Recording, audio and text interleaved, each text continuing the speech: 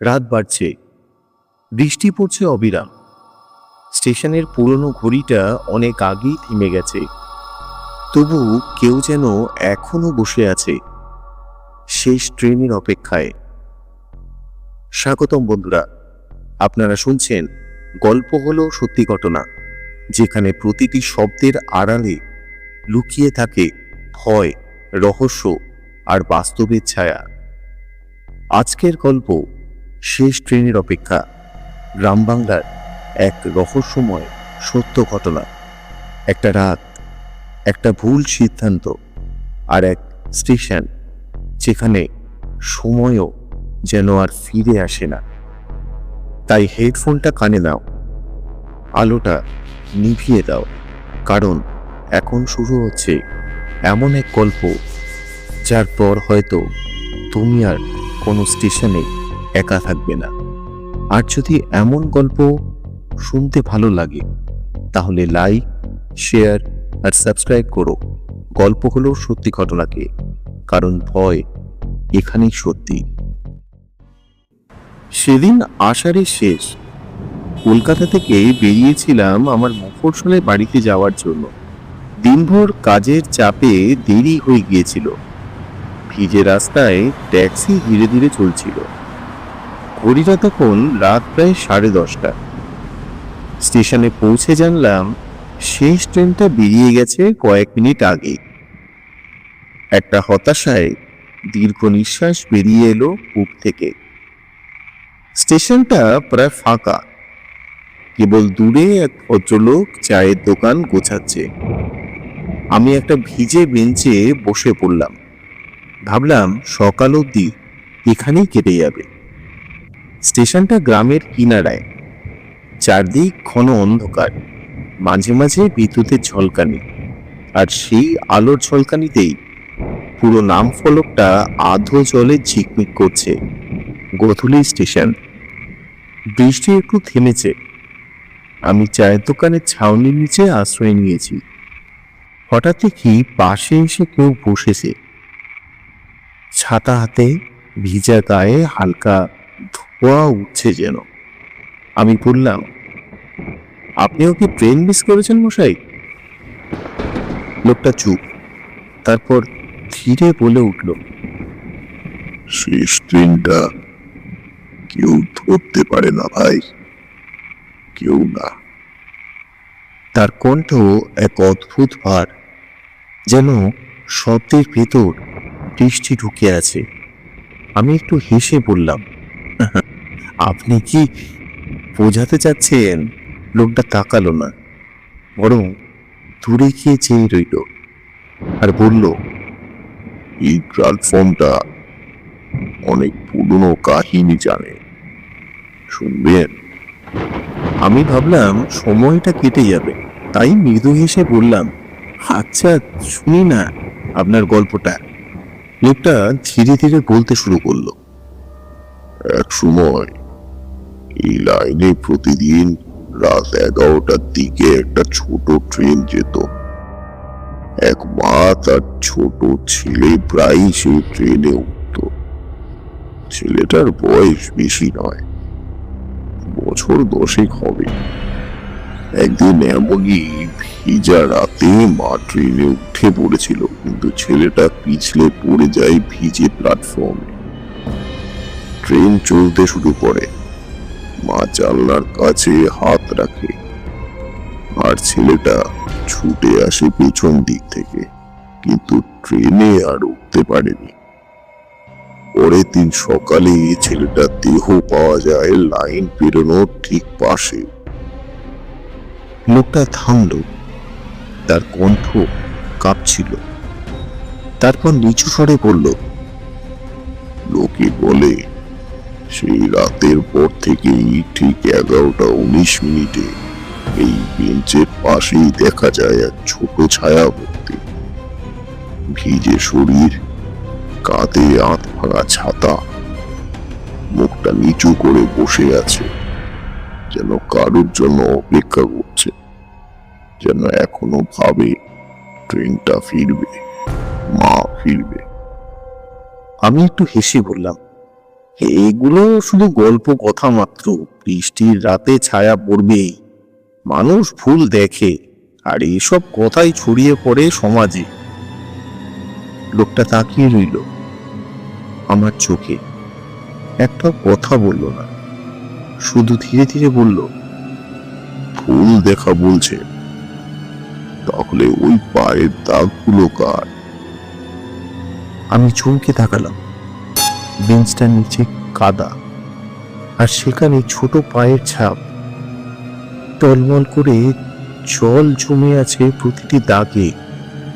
দূরে ঘড়ির টুং শব্দ বাজল। 11টা 19। লোকটা হালকা হাসলো, চোখে তাকালো না। আপনারা যুক্তিবাদী মানুষ, কিন্তু যুক্তি দিয়ে সব ব্যাখ্যা করা যায় কি? আমি চা শেষ করেই চারদিকে তাকালাম। স্টেশনটা অদ্ভুতভাবে নিস্তব্ধ। কুকুরের ডাকও থেমে গেছে। লোকটার দিকে তাকাতে গিয়ে চমকে উঠলাম। সে নেই, বেঞ্চটা খালি। ঘড়ির কাঁটা থেমে গেছে যেন অদৃশ্য অপেক্ষায়। সময় ঠিক 11টা 19। আমি নিজের কবজির ঘড়ির দিকে তাকালাম। নিঃশব্দে চলছে, কিন্তু মনে হলো সময়টা যেন এগোচ্ছে না। বাতাসের ভিজে কাঠের গন্ধ, প্ল্যাটফর্মের প্রতিটি ইট যেন বহুদিনের গল্প বলছে। জলচাপা ছাদের ফোঁটাগুলো মৃদু শব্দে পড়ছে, যেন কারোর অচেনা পায়ের আওয়াজ। আমি ধীরে ধীরে হেঁটে গেলাম প্ল্যাটফর্মের শেষ প্রান্তে।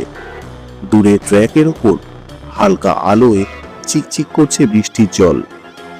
ঠিক সেই আলোর ভেতর হঠাৎ এক শব্দ, ট্রেনের হুইসেল। প্রথমে দূর থেকে, তারপর ধীরে ধীরে যেন আমার বুকের ভেতর প্রবেশ করছে। চোখের সামনে অন্ধকার কাঁপছে। আমি তাকিয়ে দেখলাম দূরে একটা আলো এগিয়ে আসছে। আমি দৌড়তে গেলাম।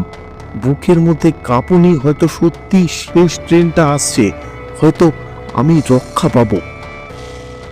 কিন্তু অদ্ভুত, যত আলো কাছে আসছে তত শব্দ দূরে সরে যাচ্ছে।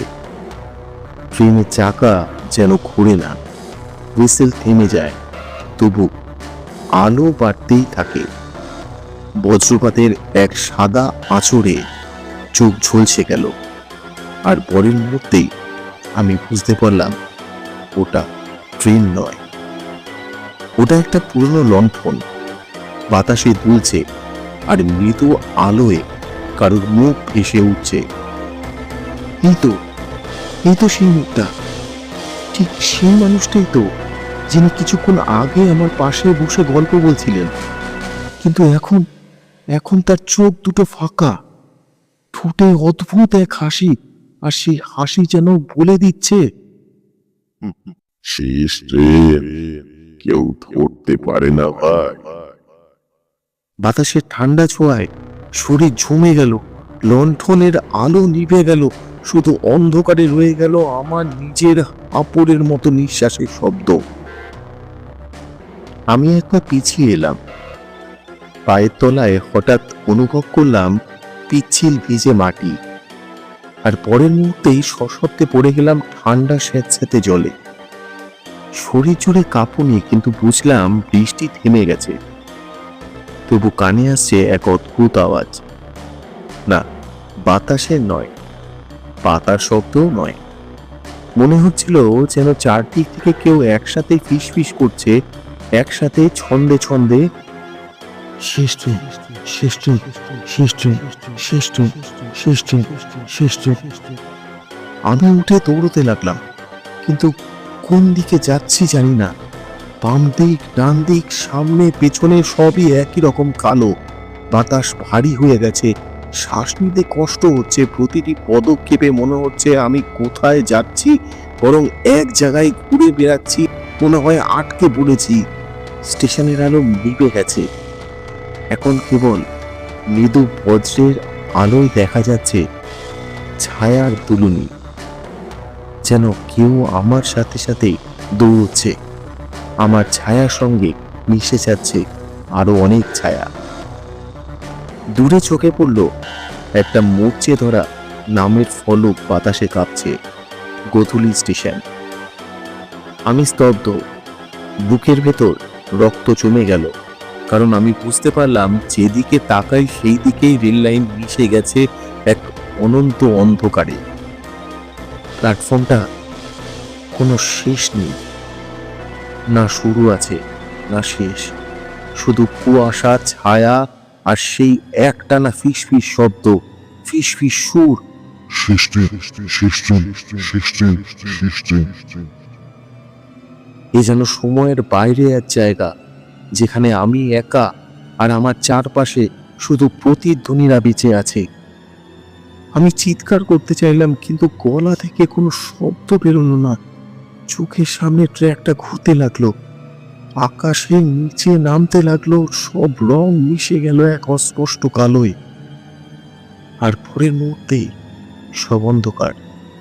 আমি হারিয়ে গেলাম এক অনন্ত নিস্তব্ধতার ভেতর, যেখানে শুধু টিকটিক ঘড়ির শব্দের কাঁটা থেমে আছে 11:19-এ। যখন চোখ খুলে দেখি, তখন সকালের নরম আলো আস্তে আস্তে স্টেশনের ভিজে পাঁচিলগুলোকে স্পষ্ট করছে।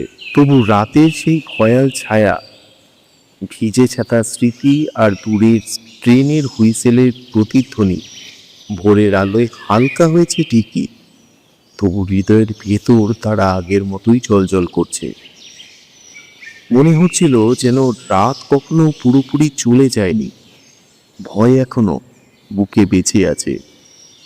চাওয়ালা আমাকে দেখে চমকে উঠল, কণ্ঠে লাজ আর ভয় মিশ্রিত করে আমায় জিজ্ঞেস করল, বাবু, আপনি এখানে কোথায় ছিলেন? স্টেশন তো বহু বছর আগেই বন্ধ, এখানে তো কেউ থাকে না। আমি স্তব্ধ হয়ে বললাম, কেন? শেষ ট্রেনের অপেক্ষায় ছিলাম, আর ওই তো একটা লোক আমার সঙ্গে ছিল।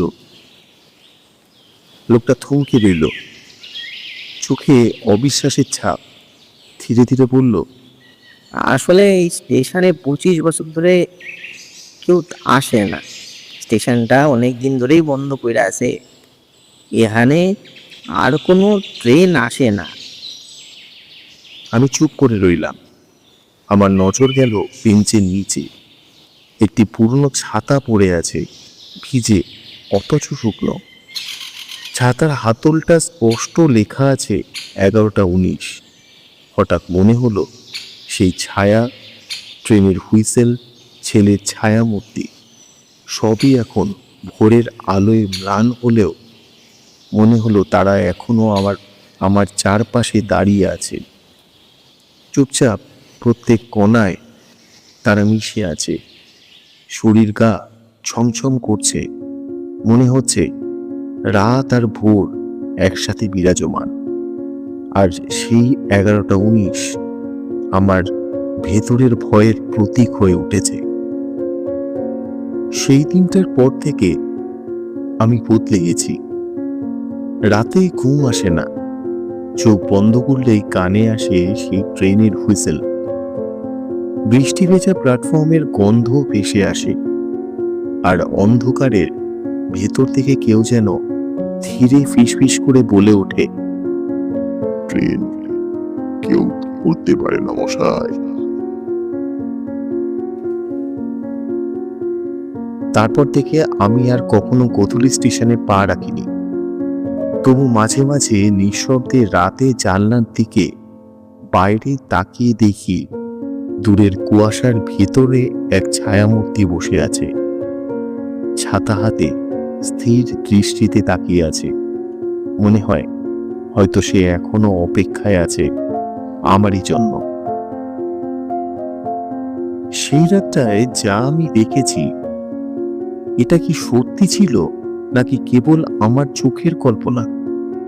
ছেলেটার ছায়া, ভিজে ছাতা, ট্রেনের হুইসেল সবই কি বাস্তব, নাকি রাতের বৃষ্টিতে মিশে যাওয়া এক ভৌতিক ফ্যান্টাসি? তুমি যদি ওই স্টেশনে একা দাঁড়িয়ে থাকো, তাহলে বিশ্বাস করবে কি যে কেউ এখনো অপেক্ষায় বসে আছে শেষ ট্রেনের জন্য? আর আমি কি সেটা দেখতে পাবো, নাকি কেবল ভেতরেই ভয়ে থেকে যাবে? এমনই কিছু গল্প যা হয়তো ভয় নয়, সত্যি ঘটে। তুমি শুনছো গল্প হলো সত্যি ঘটনা। যদি গল্পটা ভালো লেগে থাকে তাহলে লাইক, শেয়ার আর সাবস্ক্রাইব করো, কারণ প্রতিটা সপ্তাহে আমরা ফিরব নতুন ভয় আর রহস্য নিয়ে। আজকের মতো বিদায় নিচ্ছি, আবার ফিরব নতুন একটি গল্প নিয়ে। গল্প হলো সত্যি ঘটনাতে।